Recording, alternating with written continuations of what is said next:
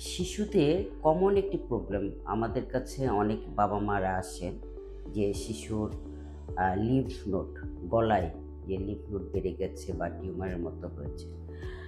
Usually cervical লিম্ফোঅ্যাডেনোপ্যাথি বলি আমরা। এটা কমন একটি সমস্যা শিশুদের জন্য। আম সাধারণত এটা বিনাইন হয় অথবা যেকোনো কারণে হতে পারে। যে রিঅ্যাক্টিভ সার্ভাইকাল লিম্ফোঅ্যাডেনোপ্যাথি বলি বা লিম্ফোঅ্যাডেনোপ্যাথি বলি। কিন্তু বাবা-মারা একজন চিকিৎসকের কাছে এটা নিয়ে খুবই উদ্বিগ্ন হয়ে চলে আসেন।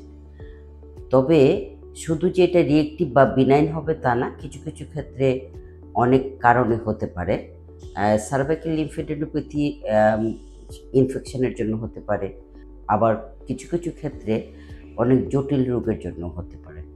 আমরা এইজন্য খুব সুন্দরভাবে ডিটেইলস হিস্ট্রি নিতে চেষ্টা করি যে বাচ্চাটির জ্বর, কাশি আছে কিনা, দীর্ঘদিন ধরে এই লিম্ফ নোডটা বেড়ে যাচ্ছে কিনা এবং বড় হচ্ছে কিনা।